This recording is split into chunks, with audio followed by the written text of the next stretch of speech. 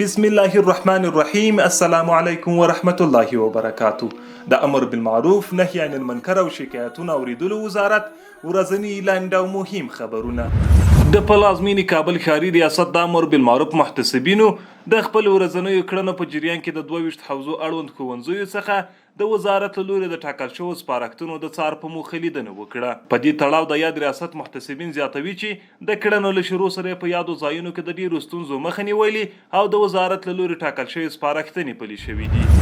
د پکتیا ولایت د امر بالمعروف رئیس مولوي سید جمال جمالي د دې ولایت د 14 ولسوالیو له محتسبینو او امیرونو سره د همغږۍ او د کارونو د لا چټکتیا په موخه په جوړه شوې ناسته کې وویل خپلې کړنې د وزارت د ټاکل شوې پالیسۍ پر اساس ترسره کړي او الهي احکام په هغه ډول تر خلکو ورسوي لکه څنګه چې د اسلام د مقدس دین غوښتنه ده. د میدان وردګ ولایت د امر بالمعروف نهی عن المنکر او شکایتونو اوریدلو ریاست د محتسبینو امیر مولوي ذبیح الله منصور ورسره مل پلاوي د یاد ولایت د عامې روغتیا ریاست د ایډز ناروغیو اړوند یو جوړ شوی غونډه کې ګډون وکړ. ښاغلي منصور د عامې روغتیا مسؤلینو او کارکوونکو ته د وزارت لخوا د شوو سپارښتنو د تطبیق لارښوونې وکړي. هغوی ته توصیه وکړه چې له ناروغانو سره نیک چلند او سمه درملنه یې وکړي.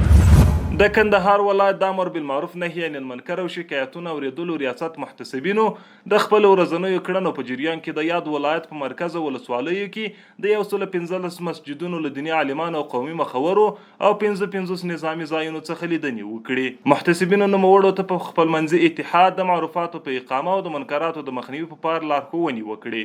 او له هغوی وغوښتل چې په دې برخه کې له محتسبینو سره مرسته وکړي. د نیمروز ولایت د امر بالمعروف نهی عن المنکر او شکایتونو اوریدلو ریاست رئیس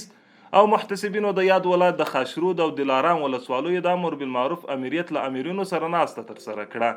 د یاد ولایت د امر بالمعروف رئیس د محتسبینو له کړنو خوښي وکړو د هغوی ته سپارښتنه وکړه چې خپلو کړنو ته لا توجه وکړي، له ولس سره نیک چلند وکړي او کارونه یې پر وخت اجرا کړي. د ننګرهار ولایت د مرکز جلال آباد ښار په ګډون د 14 ولسوالیو د امر بالمعروف محتسبینو له ځایي خلکو سره د حجاب په ټولنه کې د امر بالمعروف پر ارزښت اصلاحي ناستې ترسره کړي. په دې اصلاحي ناستو کې چې د یاد ولایت ډیری خلکو شتون درلود، محتسبینو ویل چې حجاب الهي حکم او د ښځې زینت دی چې په کولو سره الهي حکم پر ځای په ټولنه کې د شته منکراتو مخه نیول کیږي. د فاریاب ولایت د امر بالمعروف نهی عن المنکر او شکایتونو اوریدلو رئیس مولوي محمد صادق ساقب ورسره مل پلاوي د یاد ولایت د مقام له مرستیال مولوي حمید الله ارشاد سره د یاد ولایت د لاسته راوړنو او د کارونو د ښه ترسره کېدو په موخه لیدنه وکړه.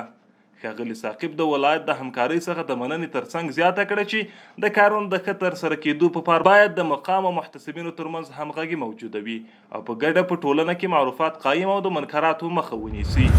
د غور ولایت د امر بالمعروف نهی عن المنکر او شکایتونو اوریدلو ریاست رئیس او محتسبینو د یاد ولایت د ښار جوړونې او ښاروالۍ ریاستونو له مسؤلینو او کارکوونکو سره ناستې ترسره کړي. د یاد ولایت محتسبینو د ښار جوړونې او ښاروالۍ کارکوونکو ته توصیه وکړه چې